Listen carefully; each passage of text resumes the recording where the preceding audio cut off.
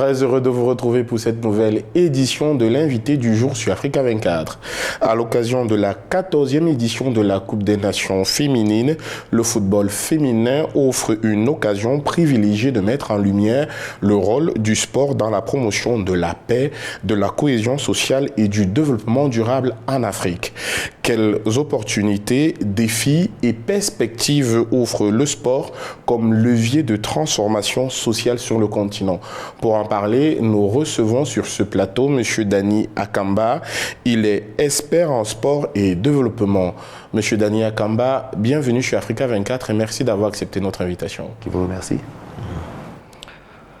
Dans quelle mesure la Coupe des Nations féminines peut-elle dépasser le cadre sportif pour devenir un levier de paix, d'inclusion sociale et de développement économique en Afrique?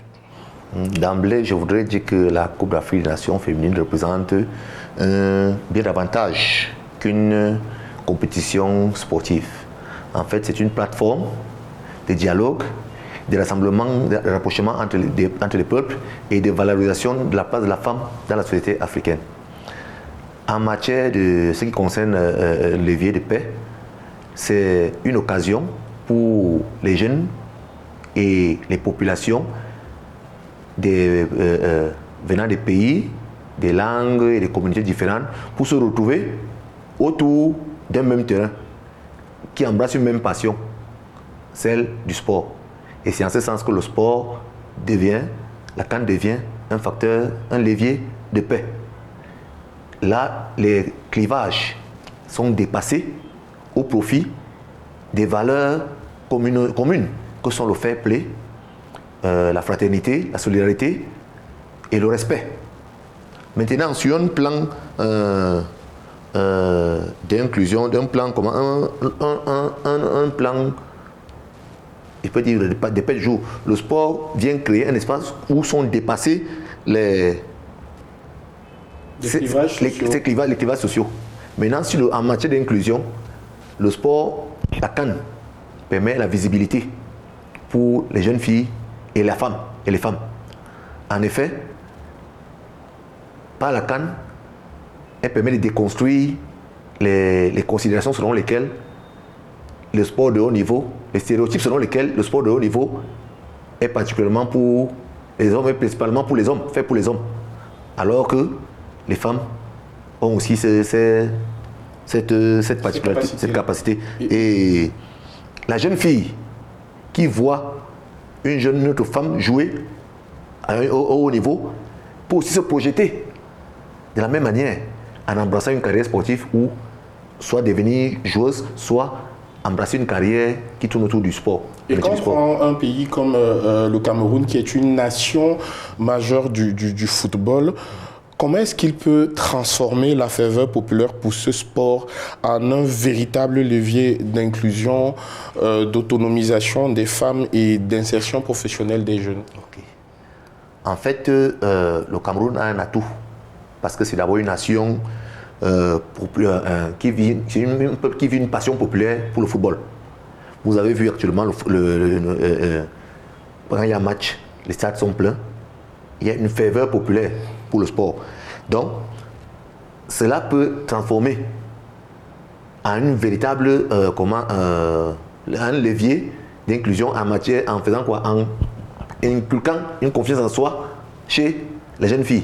Confiance en soi, une participation accrue des jeunes filles dans les activités où l'homme est censé être dominant. Oui. Et d'autre part aussi, au niveau de l'autonomisation, cela permet de les encourager à participer au programme de formation. Par exemple, au programme scolaire, à des bourses, par exemple, et dans les programmes de formation liés au sport. Maintenant, en matière d'insertion professionnelle, on sait que dans le sport, ce n'est pas tous les pratiquants qui deviendront des sportifs professionnels demain, n'est-ce pas? Mais ils peuvent réorienter, ils peuvent construire leur avenir autour, dans l'écosystème sportif, en embrassant des carrières qui tournent autour du sport. Alors, dans plusieurs régions du continent, on note des crises sécuritaires ou sociales. Le sport est souvent utilisé en ce moment comme un instrument de dialogue, de résilience et de réconciliation. Quels exemples ou quelles initiatives illustrent selon vous cette capacité du sport à rapprocher les populations? Je tiens d'abord d'emblée à dire que le sport possède cette capacité-là extraordinaire de réunir des personnes qui peuvent être séparées par des appartenances communautaires, linguistiques, religieuses ou politiques. Sur un terrain, les individus retrouvent une même appartenance, celle d'être dans une même équipe. En Afrique, les tournois interrégionaux, les compétitions scolaires, les rencontres transfrontalières et les programmes tels que Paix et Sport peuvent jouer ce rôle à travers notamment les matchs de football, de rugby, de handball, de volleyball, de l'athlétisme, n'est-ce pas? Dans les zones de crise, par exemple, il est très important d'utiliser le sport comme un outil de réconciliation. Cela permet d'éloigner de la violence pour un temps, permet d'éloigner de la marginalisation, de la radicalisation. Toutefois, il faut savoir que si le sport ne peut pas résoudre à lui seul le conflit politique, parce que pour cela, il doit être intégré à des programmes plus larges de paix, de l'éducation, du développement local.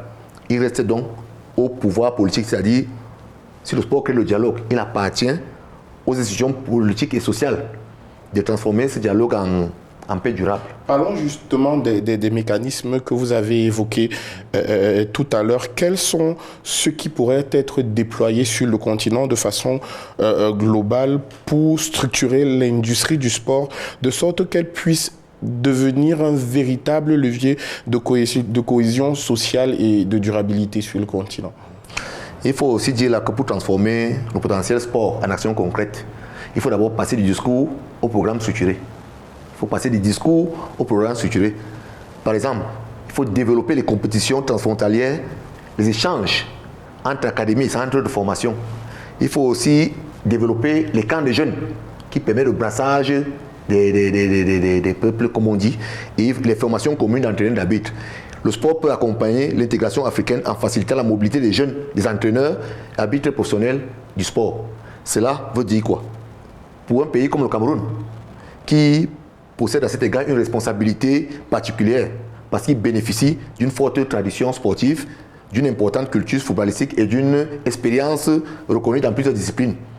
Il faut qu'on joue un rôle moteur, un rôle de pays moteur dans la coopération sportive africaine. Concrètement, cela passe par quoi? L'accueil des compétitions et des formations internationales. Oui. Ensuite, développer des camps d'excellence, des centres d'excellence pour le Cameroun, renforcer la coopération avec d'autres pays et promouvoir les échanges sportifs. Monsieur Dani Akamba, merci d'avoir répondu aux questions d'Africa 24. Merci. Merci à vous d'avoir suivi cette édition de l'invité du jour. Retrouvez dans un instant une nouvelle tranche d'informations et vous le savez déjà, le meilleur de l'actualité africaine, c'est aussi sur notre site africa24tv.com et sur l'ensemble de nos plateformes digitales et aussi sur l'application MyAfrica 24, la première application de streaming HD du continent.